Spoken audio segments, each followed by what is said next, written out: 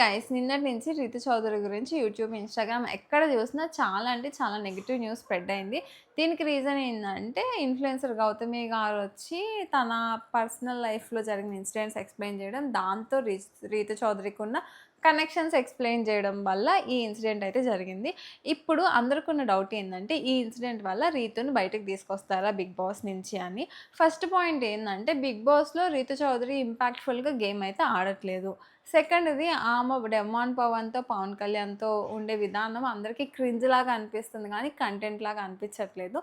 Third point తన game గూడా అంత ఎవరికీ ఇన్‌ఫ్లుయెన్స్ అయ్యి ఓటేయాలని ఇంప్రెషన్ లేదు గాబట్టి, ఈ అన్ని ఇన్సిడెంట్స్‌తో పాటు నిన్న ఏదైతే జరిగిందో, ఏదైతే వీడియోస్ బయటకొచ్చాయో, ఫోటోస్ లీక్ అయ్యాయో, దీనివల్ల గూడా ఆడియన్స్ ఒపీనియన్ అయితే మారే ఛాన్స్ ఉంది. ఇప్పటిదాకా న్యూట్రల్‌గా అరే ఏం గాదులే ఆడకపోయినా అనుకున్న ఆడియన్స్ కూడా ఈ వీడియోస్ చూసిన తర్వాత అవసరమా ఇలాగ బిగ్ బాస్‌లో తిను అని చెప్పి ఓటు వేయకుండా ఉండే ఛాన్సెస్ కూడా ఉన్నాయన్నమాట.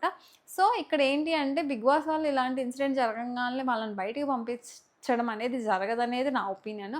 ఆబ్వియస్‌గా సాటర్డే గానీ, సండే గానీ ఆర్ ఇంకా ఘోరంగా ఇంకా ఇది బాగా నెగెటివ్‌గా అయితే మిడ్ వీక్ ఎలిమినేషన్‌లో ఏదన్నా జరిగే ఛాన్స్ ఉంది. అండ్ మీరు గనక పోలింగ్ గూడా చూస్తే ఫస్ట్ వచ్చేసి ఫ్లోరా షైనీ గారున్నారు. తర్వాత రాము ఉన్నాడు. తర్వాతేమో మనీష్ గారున్నారు. సారీ, హరీష్ గారున్నారు.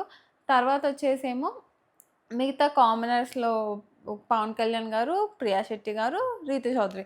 వీళ్ళు ముగ్గురు లాస్ట్‌లో ఉన్నారనమాట. అప్ అండ్ డౌన్ అవుతున్నారు. మార్నింగ్ పోల్స్ చూస్తేనేమో ప్రియా శెట్టి గారు లాస్ట్‌లో ఉన్నారు. ఇప్పుడొచ్చేసి రీతు గారు లాస్ట్‌లో ఉన్నారనమాట. సో, ఏంటంటే కొన్ని పోల్స్‌లో రీతు లాస్ట్ కనిపిస్తుంది. కొన్ని పోల్స్‌లో ప్రియా లాస్ట్ కనిపిస్తుంది. కానీ వీళ్ళిద్దరే లాస్ట్‌లో ఉన్నారు. So, in case double elimination జరిగితే వీళ్ళిద్దరిలో నుంచి ఇద్దరు ఎలిమినేట్ అవుతారు. బట్ డబుల్ ఎలిమినేషన్ జరగకపోతే వీళ్ళిద్దరిలో నుంచి ఒకళ్ళు ఎలిమినేట్ అవుతారు.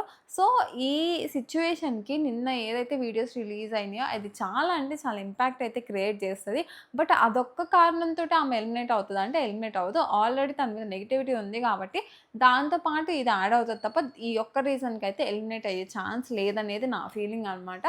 సో, ఎంత మనం నెగెటివ్‌గా అనుకున్నా తను నచ్చేవాళ్ళు కూడా కొంతమంది ఉంటారు కాబట్టి వాళ్ళు ఓట్స్ ఏస్తారు. బట్ గేమ్ కూడా బాలేదు కాబట్టి 2 కలిసి తక్కువ ఓట్స్ అయితే ఆల్రెడీ వస్తున్నాయి.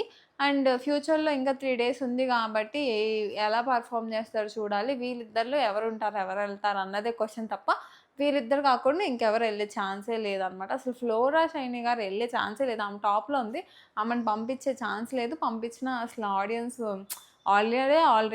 పల్స్ తెలిసినప్పుడు వాళ్ళు ఆ సాహసం గూడా చేయరనమాట. పంపించే సాహసం. అండ్ కామనర్స్‌లో నుంచి ఒకళ్ళు వెళ్ళిపోతారు డబుల్ ఎలిమినేషన్‌లో అంటే అది రీతూనే అయ్యిద్ది. ఇంకెవరికీ స్కోప్ గూడా లేదు కాబట్టి. సో, మరి ఏమవుతదో ఈ వీక్ అయితే చూద్దాము. మరి ఈ ఇన్సిడెంట్ గురించి మీ ఒపీనియన్ ఏంటో కింద కామెంట్ చేయండి.